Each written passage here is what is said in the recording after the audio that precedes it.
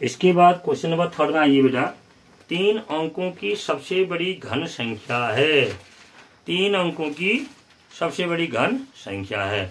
अब अब ध्यानपूर्वक देखिए, 3 अंकों की सबसे छोटी संख्या क्या होती है। इसमें विकल्प क्या दे रखा है, 1998, 997 और 729 दे रखा है। अब 3 अंकों, अब तो 1000 है, वो कितने अंकों की है, 4 अंकों की है।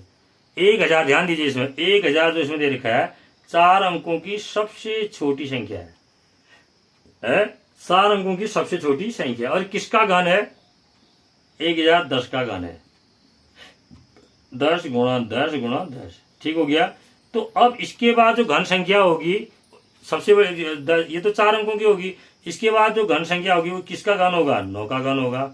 इसके बाद नहीं, इससे पहले, इसके बाद में इससे पहले जो घन संख्या होगी ना, तो क्योंकि पूर्ण घन संख्या 1000 है, वो किसका घन है, 10 का। अब उससे पहले जो घन संख्या होगी वो किसका घन होगा, 9 का। तो 9 का घन कितना होता है, 9 निमी 81 गुणा 9, 9 एकम 9, 9 अट्ठा 72। ये किसके लिए हुआ, ये हुआ 3 अंकों की सबसे बड़ी संख्या। तो 3 अंकों की सबसे बड़ी घन संख्या क्या होगी, 729 होगी। क्यों, क्योंकि 4 अंकों की सबसे छोटी संख्या क्या है, 1000 है। 4 अंकों की तो इसके बाद छोटी संख्या 1000 से ठीक छोटी संख्या होगी, क्या होगी, 999 होगी। वो कितने अंकों की होगी, 3 अंकों की होगी ना। तो अब हमने देखा कि जो सबसे 4 अंकों की सबसे छोटी संख्या है वो 10 का घन है। तो इससे छोटा ठीक घन किसका घन होगा, 9 का घन होगा। तो 9 का घन हमने निकाला 729। तो इसलिए हम कह सकते हैं कि 3 अंकों की सबसे बड़ी घन संख्या क्या है, 729 है। ठीक हो गया। उसके बाद फिर कह रहा है 1000 में से क्या घटाया जाए कि पूर्ण वर्ग संख्या प्राप्त हो।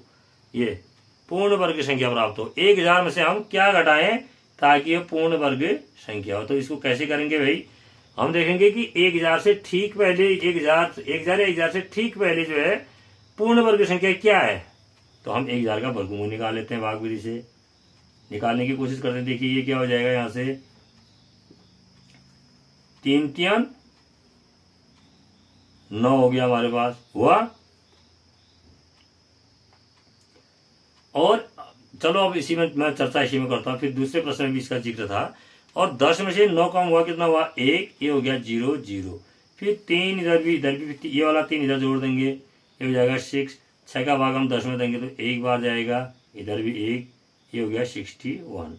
कितना बचा, 10 में से 1 गया 9, 10 में से 6, 9 में से 6 गया 39। कितना बच गया, 39 बच गया, बचा ना 39 बता। तो अब क्या है, 39 तो बचा हमारे पास। अब यानी कि 1000 जो है पूर्ण वर्ग संख्या नहीं है, पूर्ण वर्ग 1000 जो है 31 के वर्ग से ज्यादा है। 31 का वर्ग पूर्ण वर्ग है, 31 का वर्ग पूर्ण वर्ग है, लेकिन 1000 पूर्ण वर्ग नहीं है। क्यों, क्योंकि इसमें 39 बच जा रहा है। अगर हम 1000 से कितना कम कर दें, 1000 से अगर हम 39 कम कर दें तो कितना आएगा, 10 में से 9 गया 1, और 9 में से 3 गया 6, और यहाँ रहा 9, 961। जो 961 होगा किसका वर्ग होगा, 31 का वर्ग होगा। तो वही तो यानी कि 3 अंकों की सबसे बड़ी वर्ग संख्या क्या होगी, 961 होगी, 961। अब इसमें से कितना घटाएं कह रहा है, प्रश्न ये था कि कितना घटाएं, 39 बच रहा है तो इसलिए 39 घटा दें। तो इसका उत्तर कितना आएगा, 39 आएगा। देखिए इसका विकल्प बी, देखिए विकल्प बी में लिखा हुआ है 39।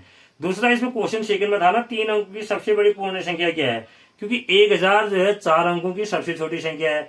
और तो 3 अंकों की सबसे बड़ी संख्या क्या है, 3 अंकों की सबसे बड़ी पूर्ण वर्ग संख्या क्या है, आपका उत्तर में 961 आया था। तो 1000 में से अगर आप 961 घटा देंगे, 1000 में से अगर आप 961 घटाएंगे तब भी कितना आएगा, 39। यानी कि 1000 से क्या, 1000 को पूर्ण वर्ग बनाने के लिए उसमें हम 39 को क्या करेंगे, घटाएंगे। क्यों, क्योंकि जब हमने 1000 का वर्गमूल निकाला तो हमने देखा कि 31 के वर्ग से ज्यादा है। कितना ज्यादा है, 39। तो इसको अगर 39 नहीं होता, इसमें ज्यादा नहीं होता, या ज्यादा शून्य होता तो पूर्ण वर्ग बन जाता। तो इसलिए हमने 1000 में से 39 कम कर देंगे ताकि ये 961 हो जाए और ये पूर्ण वर्ग बन जाए। ठीक हो गया। तो क्वेश्चन नंबर 4 भी बेटा कंप्लीट हुआ। अब हम चर्चा करेंगे क्वेश्चन नंबर 5 और 6 की।